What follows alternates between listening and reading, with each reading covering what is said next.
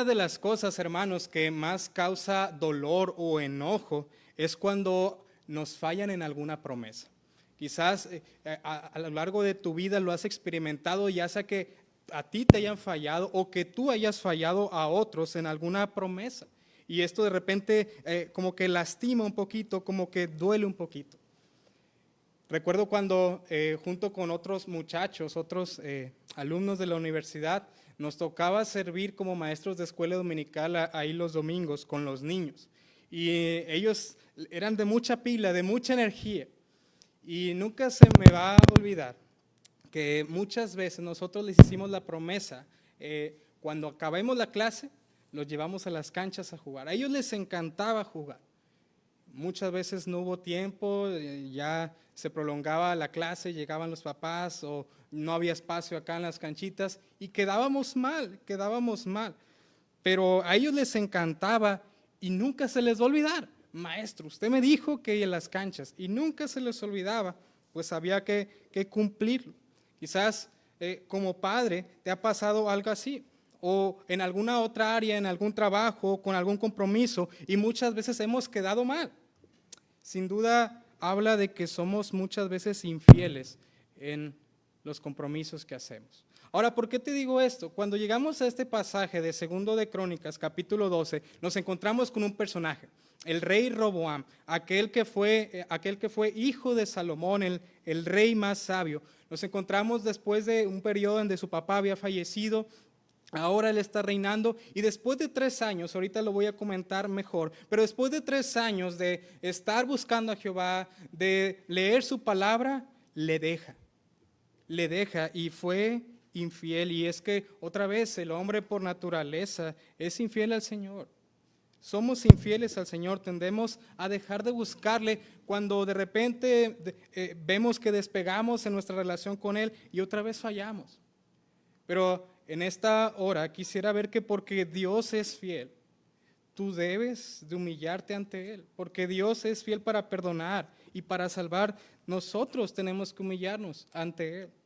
Ahora, ¿cómo puedo venir delante del Señor y humillarme? ¿Cómo puedo venir delante del Señor y decir, Señor, me rindo ante ti, quiero vivir para ti?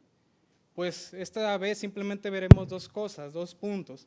Y el primero de ellos es: reconoce su justicia, reconoce tu pecado a la vista de su justicia. Reconoce tu pecado a la vista de su justicia. Déjame contarte un poquito más acerca del contexto de este pasaje.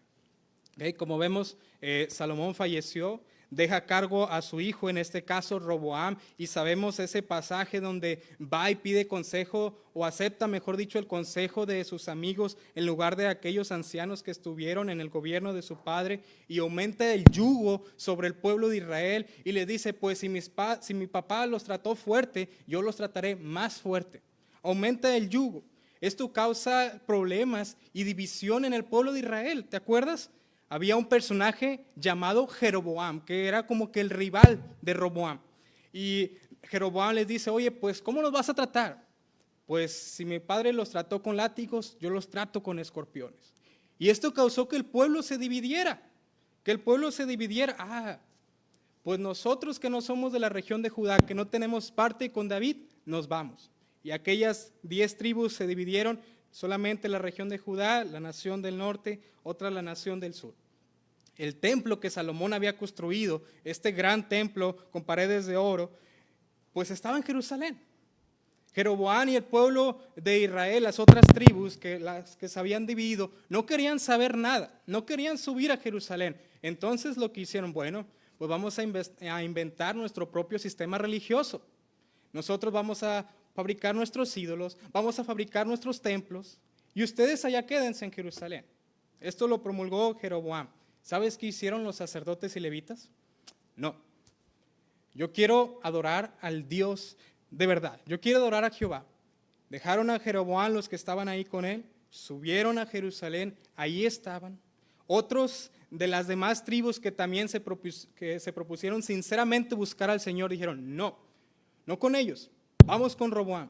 Y ahí estaban en la región de Jerusalén, en la región de Judá, y ahí buscaban y adoraban al Señor. Roboam iba iniciando. Roboam se sometía y obedecía y escuchaba las ordenanzas de los sacerdotes y levitas que ministraban en el templo. Ahí estaba en el templo, iba iniciando su reinado. Escuchaba, estoy seguro de que leían la ley, repetían la ley, meditaban en ella y hasta oraban y cantaban. Ahí estaba Roboam. Y 3 años pasaron. Cuando versículo 1 nos plantea el problema. Cuando Roboam había consolidado el reino, mira versículo 1, dejó la ley de Jehová. Y no solamente el rey, todo el pueblo con él. Todo el pueblo con él. Se olvidaron de Jehová. ¿Y qué significa esto de que se olvidaron de Jehová? Pues como mencionaba, durante estos 3 años iniciales del reinado de Roboam, él obedecía a la ley, debido a los sacerdotes y levitas que enseñaban. Él estaba ahí enfrente con el pueblo y con los sacerdotes ministrando y encargándose de que todo el pueblo escuchara la ley del Señor. Trataban de cumplir los mandamientos, repetían la ley, estudiaban. Pero una vez que observó que el reino se había consolidado, que el reino estaba funcional, dejó la ley de Jehová. Otras versiones en el verso 1 dice que fueron infieles, que fueron infieles. En pocas palabras, hermano, hermana, dejaron de andar con Dios y ahora ya no había una relación con Él. Ya no había una relación con Él. Hermano, ¿no es acaso la misma escena que vivimos en nuestra vida espiritual muchas veces? Ahí vamos, estamos caminando con el Señor. Quizás viene una prueba, quizás te afianzas al Señor. Pero con el tiempo nos empezamos a relajar en nuestra vida espiritual. Y sí, tal vez leemos y decimos que meditamos, pero ya no es con tanta devoción como antes. Y aquí Roboam se fue tras sus propios beneficios. Hubo algo más importante que Dios y su ley. En este caso, su propia gloria, sus propios intereses políticos y personales, porque en el capítulo 11 al final te dice cómo empezó a ver por sus intereses, por sus hijos, por su familia, que ellos estuvieran bien acomodados. Y es legítimo, pero los dejó y los cambió por tener a Dios primero. Y cuando sacamos a Dios de nuestras vidas, perdemos más en lo espiritual de lo que ganamos alguna vez en los bienes terrenales, en los bienes terrenales. En versículo 2 viene de inmediato la consecuencia y mira lo que dice: y por cuanto se habían rebelado contra Jehová, en el 5º año del rey Roboam, subió Sisac, rey de Egipto, contra Jerusalén. Dios levantaría, hermano, a una nación. Esta es la nación de Egipto, a cargo del rey Sisac. Tal vez Jeroboam, en el tiempo de Salomón, Jeroboam huyó a Egipto y tal vez hizo una especie de alianza, una especie de complot contra Roboam, y ahí estaban las pláticas, no sé, quizás.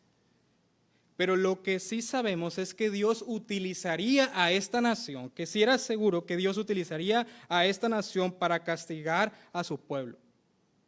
Ahora, Sisac tenía en mente lo que había pasado en los tiempos de Moisés. ¿Recuerdas? Egipto sometiendo a los judíos y quería regresar tal vez a eso. Pero fue Dios quien levantó este pueblo. Junto con libios, mira, y siquienos, mira versículo 3, con 1,200 carros y con 60,000 hombres de a caballo, con 60,000 hombres de a caballo, más el pueblo que venía con él de Egipto. Esto es de libios, suquienos y etíopes. No tenía número, era incontable, hermano. Venía la acechanza con todo. O sea, no se podía ni siquiera contar. No se podía ni siquiera contar todos aquellos que venían a invadir a Roboam. Hermano, Dios es justo y el pecado trae sus consecuencias. El pecado trae sus consecuencias. Mira, Roboam, cuando se dividió el reino, levantó ciudades fortificadas, mandó a fortalecer las ciudades. Capítulo 11, un capítulo antes, versículos 5 al 8, nos habla y nos dice, pues estas son las ciudades fortificadas. Aquí vamos a levantar barda para que aquellos no se metan y vamos a reforzar. Pues viene Egipto con todos estos pues los invade y las conquista. Y si Roboam se podía jactar de sus ciudades fortificadas, ahí está Roboam. Te fuiste con todo y tus ciudades fortificadas. Ahora ellos están invadidos. Ahora ellos están poseídos o sus ciudades están posesionadas por Egipto y el pueblo de siquienos y líbanos. Y Roboam y el pueblo de Judá estaban en un aprieto, en un total aprieto. Estaban tal vez con el recuerdo en la historia de cómo habían sido esclavos y ahora una amenaza inminente de, ¿y si nos llevan como esclavos otra vez a Egipto? Y esto causó tal vez miedo, esto causó tal vez temor en ellos. Ahora, ¿qué iban a hacer? Y la historia de cómo Judá termina en esta situación es la historia de cómo Judá dejó de andar con Dios. Cómo Roboam dejó de buscar al Señor. Y hermano, a menudo dejamos de buscar al Señor en nuestra vida espiritual porque algo más nos empieza a llamar la atención. A menudo dejamos de deleitarnos en su palabra porque empezamos a deleitarnos en otras cosas. Para Roboam, sus propios intereses políticos y personales. Y una vez que el reino fue consolidado, dejó la ley de Jehová. Oh hermano que estás aquí, oh hermano que nos ves ahí en casa, ¿cómo está tu comunión con Dios? ¿Cómo está tu apego a la palabra? Porque quizás en este tiempo de pandemia te has relajado y has amado más las series de Netflix que tu comunión con Dios. Has dejado de deleitarte en Él a través de la lectura de su palabra. O tal vez, joven, has caído en el afán de salir adelante con tus tareas y trabajos escolares, que tu andar por Dios ha pasado a segundo término. Y no me malentiendas con el hecho de ser irresponsable con esto, pero sí el hecho que has puesto esto primero que al Señor. Jefe de familia, quizás no son los estudios, pero quizás nos hemos afanado tanto con el trabajo y la situación económica. Y no sea que solo por un rato busquemos al Señor y después le dejemos.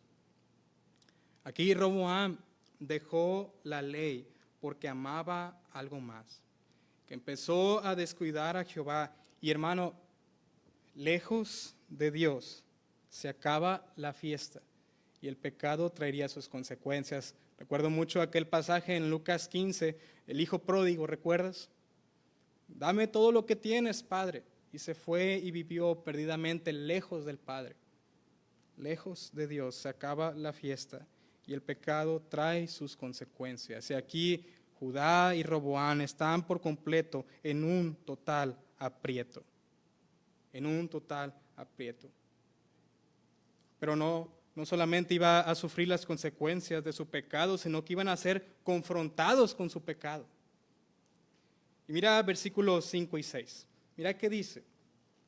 Dice, entonces vino el profeta Semaías a Roboam y a los príncipes de Judá que estaban reunidos en Jerusalén por causa de Sisac y les dijo, así ha dicho Jehová, vosotros me habéis dejado y yo también os he dejado en manos de Sisac. Normalmente, después de que el pueblo peca, esto lo puedes ver mucho en el libro de los Reyes, en el libro de Crónicas, incluso en Samuel, Dios levanta un profeta para amonestar a su pueblo, para predicarle en contra de su pecado y que éste proceda al arrepentimiento. En este caso, un profeta que se llama Semaías, ya había aparecido en un capítulo anterior en el verso 2, cuando le dice a Roboam, no subas a pelear con Jeroboam. Y aparece Semaías y les amonesta y les dice bien claro en qué fallaron, en qué la regaron. Así ha dicho Jehová, vosotros me habéis dejado y yo también os he dejado. El profeta ciertamente está llevando a cabo su función de amonestar al pueblo de su pecado, pronunciar el juicio de Dios y que éste cuando comprendiera la magnitud de su pecado procediera al arrepentimiento. Está llevando a cabo su función. Y una pequeña aplicación por aquí, hermanos. Hoy Dios sigue hablando a la vida de los creyentes a través de su palabra predicada. Hoy Dios sigue hablando. Como hemos escuchado o leído en el libro de Hebreos, en el libro de Salmos, si escuchares hoy su voz, no endurezcáis vuestros corazones. Hoy Dios sigue confrontándote con tu pecado a través de la exposición de su palabra, para que tú procedas al arrepentimiento y restaures tu comunión con el Señor. Y si le has dejado al igual que Roboam, y si en este tiempo te has alejado de su palabra y de su iglesia,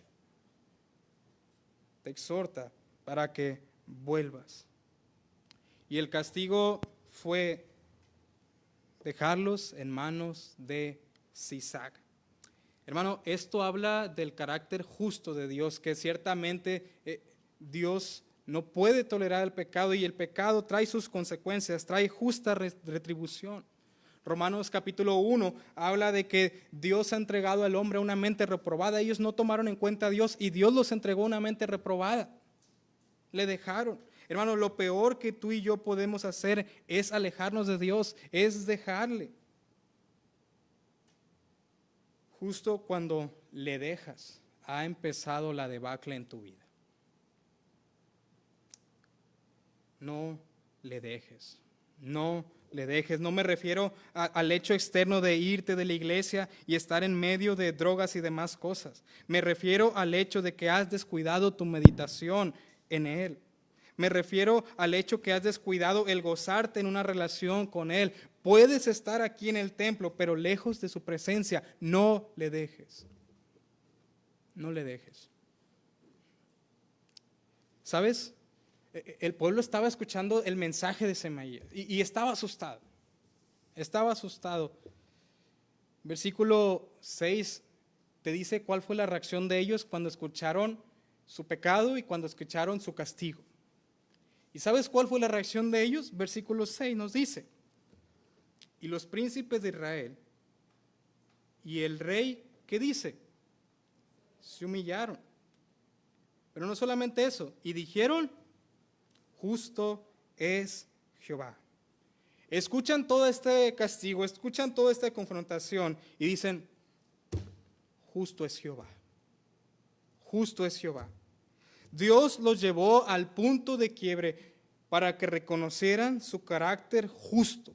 Dios los llevó a vivir las consecuencias de su pecado. Les amonestó a través del profeta. Les humilló para que reconocieran su pecado. ¿Y sabes qué están diciendo con esta declaración que hay en el verso 6? Justo es Jehová. ¿Sabes qué están diciendo? Dios, tienes toda la razón. Yo fallé. No tengo excusa, sé que estoy mal delante de ti, sé que he fallado, sé que he sido infiel a la comunión contigo, sé que he sido infiel al gozarme en otras cosas antes que a ti. Tienes toda la razón en castigar y acepto las consecuencias. Porque Dios es fiel, reconoce tu pecado a la vista de su justicia. A la vista de su justicia. ¿Recuerdas aquel publicano, aquel cobrador de impuestos en Lucas 18:13, que fue al templo a orar y por vergüenza ni siquiera levantaba los ojos y simplemente decía: Dios, sé propicio a mi pecador? Dios, simplemente ten piedad de mí. Oh, hermano, ellos fueron expuestos ante su pecado, fueron expuestos ante el carácter justo de Dios y ahora no queda más que decir: tienes razón, Señor. Tienes razón. Y es que reconocer nuestro pecado en base al carácter justo de Dios implica aceptar las consecuencias y la vergüenza.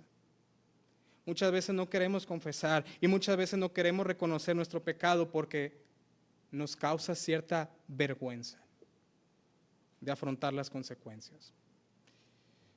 Richard Baxter, un libro que se llama El Pastor Renovado, que tengo la oportunidad de estudiarlo con algunos hermanos de aquí, dice: el final de la confesión es reconocer el pecado, asumiendo la vergüenza, asumiendo las consecuencias, porque ya no hablo de mi reputación, ya no hablo de mi gloria, hablo de la gloria de Dios y mi comunión con Él. Y muchas veces, mis queridos hermanos, somos infiel a Dios porque hemos caído en pecado que estorba nuestra comunión con Él. El pecado estorba nuestra comunión con el Señor. Y el pecado ciertamente merece justa retribución. Pero ¿recuerdas lo que dice Proverbios 28:13? Salomón dejó estos proverbios para su hijo, entre ellos Roboam. El que encubre sus pecados no prosperará, mas el que los confiesa y se aparta alcanzará misericordia. Alcanzará misericordia. Roboam, es tiempo de vivirlo. ¿Por qué, hermano? ¿Por qué no confesar a Dios aquello que ha quitado nuestra mirada de Él? ¿Por qué no venir con un corazón contrito y humillado? Decía el salmista en el Salmo 11, después de su pecado con Betsabé. Tú no quieres ofrenda, holocausto que yo daría. Tú quieres un corazón contrito, tú quieres un corazón humillado, que esté dispuesto a confesar y arrepentirse. ¿Por qué no confesamos? ¿Por qué no venimos ante Dios diciendo, Señor, tienes razón, he fallado? Oh, hermano, cuando no hacemos esto, habla de que amamos más nuestro pecado que la comunión con Dios. Habla de que amamos más nuestra propia gloria, nuestra propia reputación, que la gloria de Dios. Deja de amar más tu pecado que tu comunión con Dios. Deja de amar más tu gloria que la gloria de Dios, la confesión. Lo que están haciendo estos hermanos cuando dicen justo es Jehová, la confesión y la humildad abrirán la puerta para recibir misericordia de Dios y restauración. Porque mira lo que pasa en los siguientes versos, hermano. Sí, porque Dios es fiel para salvar y perdonar. Reconoce tu pecado a la vista de su justicia. Y este este pasaje nos enseña ciertamente el carácter de Dios justo, que trae consecuencias sobre el pecado, pero también nos habla de un carácter de Dios misericordioso, porque versículo 7, mira lo que dice. Y cuando Jehová vio que se habían humillado, vino palabra de Jehová a Semaías diciendo, se han humillado, no los destruiré. Antes los salvaré en breve y no derramaré mi ira contra Jerusalén por mano de Sisac. Y sabes, cuando el Señor ve esta respuesta de Roboam y el pueblo, ahora lanza un mensaje otra vez a Semaías, pero ahora no de consecuencias y justicia, sino ahora de misericordia. Y les dice, Semaías, se humillaron. No los voy a destruir, sino que los salvaré en breve. Los salvaré en breve. Aquel pueblo que fue infiel al Señor, 3 años, dejaron la ley de Dios. En el 4º año, Primera de Reyes, capítulo 12 y versículo 23 en adelante, te describe cómo fabricaron ídolos de imágenes de acera y se postraron ante esto.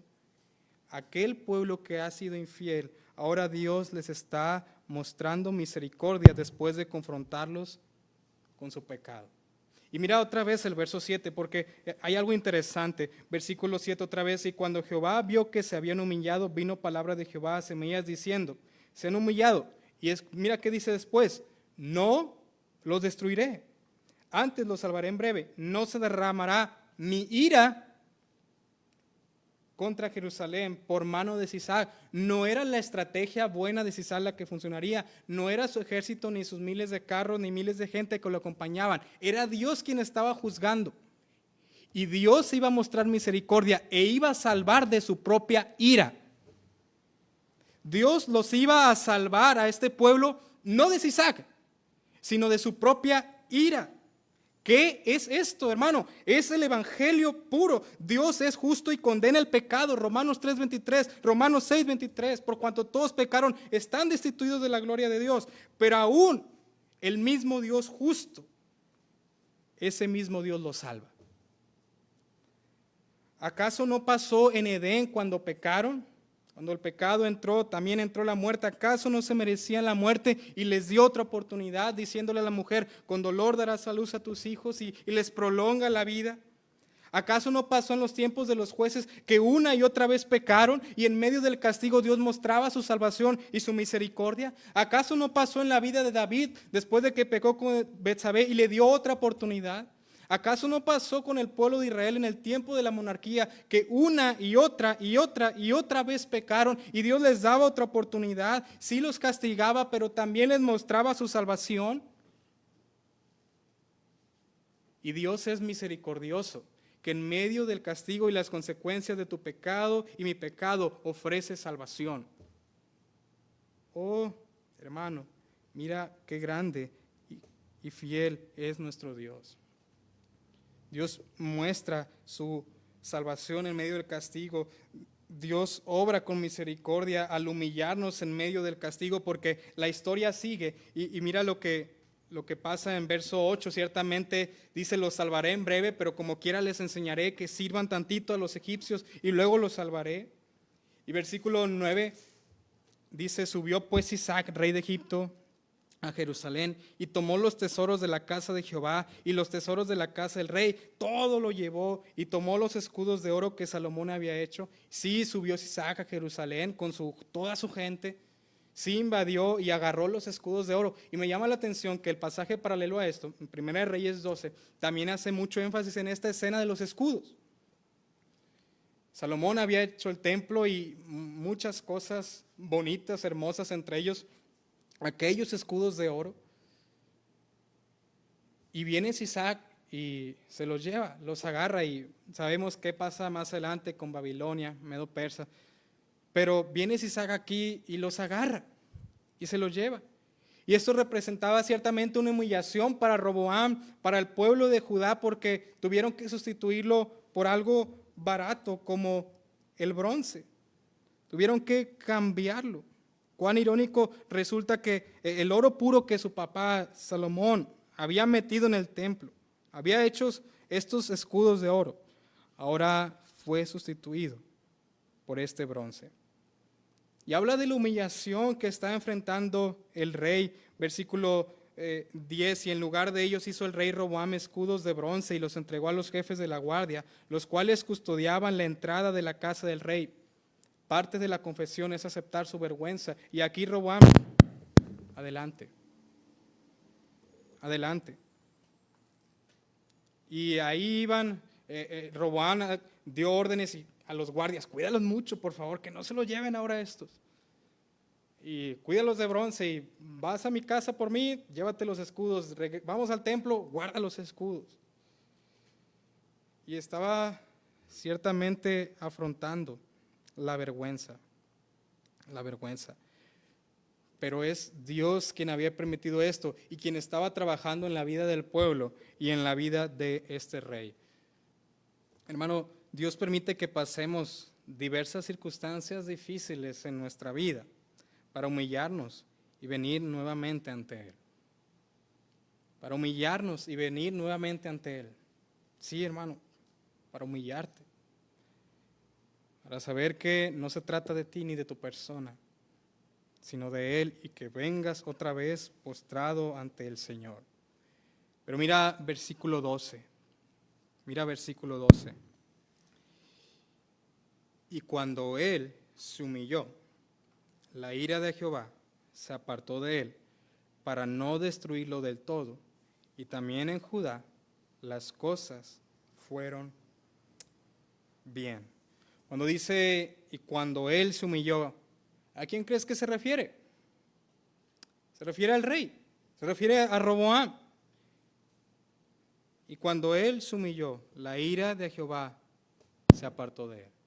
Dios interviene humillándonos para que volvamos a Él y para que sean perdonados nuestros pecados, y en este caso restaurado el reino y sanada la tierra. Y en Judá, dice el último, las cosas fueron bien. Hermano, quisiera hacer una pregunta. ¿Por qué Dios perdonó al rey Roboam, al pueblo, restauró su reinado y sanó la tierra? ¿Por qué Dios hizo esto? Quisiera que me acompañaras unos capítulos atrás, porque este pasaje tiene su base en la oración de Salomón. y la respuesta de Dios a esa oración. Segundo de Crónicas, capítulo 6. Segundo de Crónicas, capítulo 6.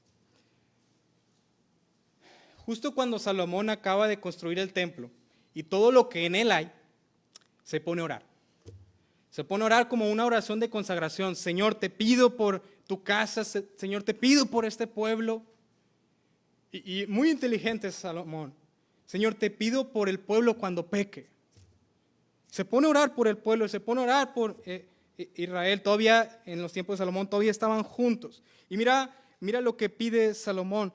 Segunda de Crónicas, capítulo 6, y primero versículo 19 en adelante, dice: mas tú mirarás a la oración de tu siervo y a su ruego, oh Jehová Dios mío, para oír el clamor y la oración con que tu siervo ora delante de ti. Señor, por favor escucha, que tus ojos estén abiertos sobre esta casa de día y de noche, sobre el lugar del cual dijiste, mi nombre estará ahí, que oigas la oración con que tu siervo ora en este lugar. Señor, escucha.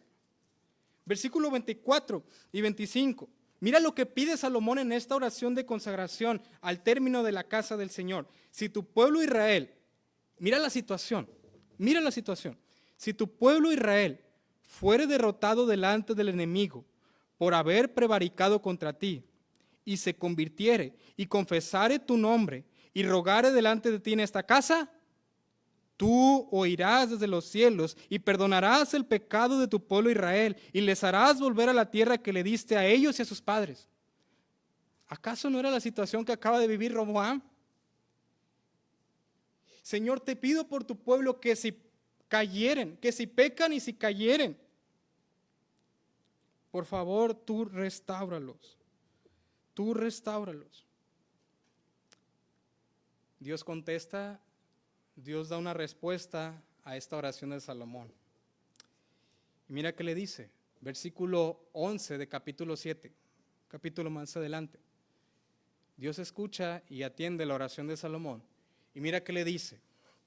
Terminó pues Salomón la casa de Jehová y la casa del rey y todo lo que Salomón se propuso hacer en la casa de Jehová y en su propia casa fue prosperado. Y apareció Jehová a Salomón de noche y le dijo: Salomón, yo escuché tu oración y he elegido para mí este lugar por casa de sacrificio. Si yo cerrare los cielos para que no haya lluvia, y si mandare a la langosta que consuma la tierra, o si enviare pestilencia a mi pueblo, si se humillare mi pueblo sobre el cual es invocado mi nombre, y oraren y buscaren mi rostro, y se convirtieren de sus malos caminos, entonces yo los voy a escuchar. Yo oiré desde los cielos, y mira lo que voy a hacer. Perdonaré sus pecados y sanaré su tierra. Oh, Dios había perdonado a este pueblo y a este rey, no por lo que eran. Dios los había perdonado, ¿sabes qué? Porque Dios es fiel y escuchó la oración de Salomón. Te voy a salvar porque yo he elegido a este pueblo, yo he elegido esta ciudad de Judá, yo he elegido esta ciudad de Jerusalén, y yo perdonaré tus pecados y sanaré tu tierra y restauraré tu reino. ¿Y sabes qué está haciendo? Dios es fiel al pacto que hizo con Abraham. Abraham, te voy a dar una tierra. Dios está siendo fiel al pacto con David. David, voy a poner un descendiente de ti sobre el trono. Dios está siendo fiel para que esto no se pierda, hermano. Dios es fiel, Dios ha sido fiel y sigues y será siendo fiel. Y tú puedes confiar y descansar en Él. Y si estás pasando por pruebas o por dificultades, considera que Dios es fiel a sus promesas para con sus hijos y que cumplirá sus propósitos eternos que hoy mismo se están llevando a cabo. Y aunque implica sufrimiento, Dios es fiel y tendrá un plan al final de cuentas. Pero también si has dejado tu comunión con Él, si has dejado de meditar en su palabra, oh hermano que estás viendo la transmisión, si te has alejado de la iglesia y ya no meditas en su palabra y cada vez estás más frío, Dios es fiel y interviene en tu vida para que vuelvas otra vez a Él. Mira su misericordia y retoma la comunión, porque Dios es fiel para salvar y perdonar. Retoma la comunión a la vista de su misericordia. Dios es fiel. Pero hay algo muy interesante y muy hermoso también en estos pasajes, porque, ¿sabes? Cuando el pueblo terminó de construir la casa de Dios, estos capítulos, capítulos 6 y 7, el pueblo termina de construir la casa y la gloria de Dios llena la casa, el templo, y cae una columna de fuego, capítulo 7, versículos 1 y 2, y llena, inunda la casa, el templo, y todos expectantes y maravillados porque ya hace mucho que no tenían esto, y todos están gozosos y alegres, y entonces postran su rostro sobre tierra, y se ponen a orar y se ponen a cantar. Versículo 3 de capítulo 7, y tiene que ver todo con lo que está haciendo el Señor y con la historia de Roboam. Versículo 3, cuando vieron todos los hijos de Israel descender el fuego y la gloria de Jehová sobre la casa, mira lo que hicieron. Se postraron sobre sus rostros en el pavimento y adoraron, alabaron, cantaron a Jehová. Y mira lo que están diciendo 7:3. Y mira lo que cantaban, porque Él es bueno. ¿Y qué? Y para siempre es su misericordia.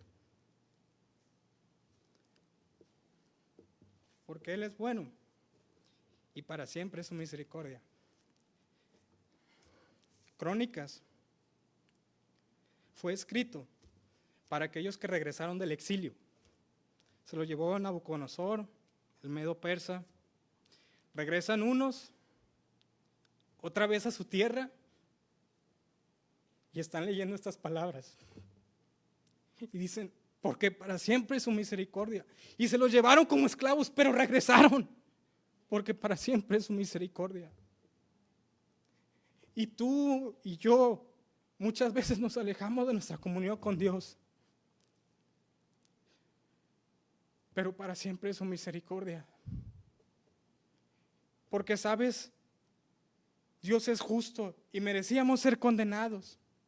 Pero Romanos 3, versículo 25 dice, Él es el justo y el que justifica, el que muestra su misericordia para que tú y yo cuando pequemos volvamos a tener una relación con Él. Y cantar gracias a Cristo porque para siempre es su misericordia. Hoy también podemos cantar. Para siempre es su misericordia. Y esa es la belleza y la hermosura del Evangelio, que en Cristo yo puedo gozar de infinita misericordia. Tú y yo que no éramos pueblo, también cantamos con ellos porque para siempre es su misericordia. Muchas veces me tiendo a alejar, pero Dios me hace volver. Y es que sinceramente, hermano, descuidamos nuestra relación con Él. Siendo sinceros, ¿con cuánta devoción le buscas? A menudo los placeres y las preocupaciones de esta vida te distraen. Segunda de Crónicas 7:14, vuélvete y humíllate ante el Dios fiel. El hermano Julio compartía una frase de John Murray, un teólogo de tiempos antaños, y dice, la fe y el amor del creyente tiene su flujo y su reflujo. O sea, el creyente vive esto. Están sujetos a todo tipo de fluctuación y ahí van, como que sí, como que no. Pero la seguridad del creyente descansa en la fidelidad de Dios. Dios es y seguirá siendo fiel. Hermano, si has descuidado tu comunión con Dios, vuelve. Pero también confía en que en medio de esta pandemia, Dios es fiel con sus hijos. Confía en que Dios está llevando a cabo sus propósitos eternos. Hermano que estás ahí sufriendo, hermano que estás preocupado, Dios es fiel y tú puedes descansar en eso. Quisiera que ya para terminar vayásemos a 2 Timoteo, capítulo 3 y verso 16.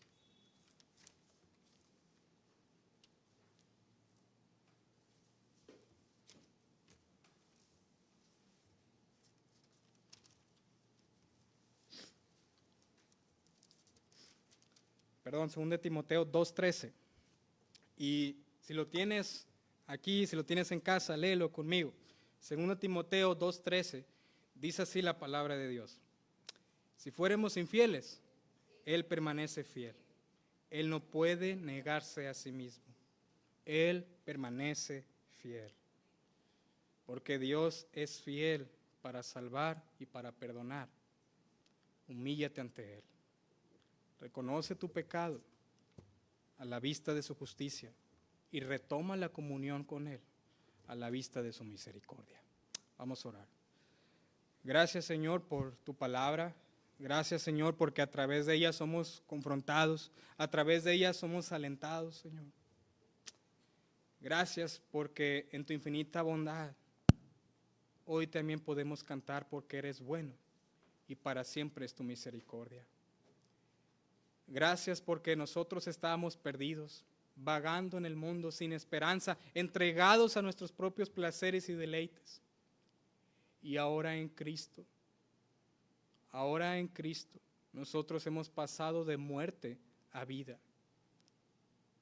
En tu Hijo, Señor, tú cargaste tu ira. Tú depositaste y fuiste justo.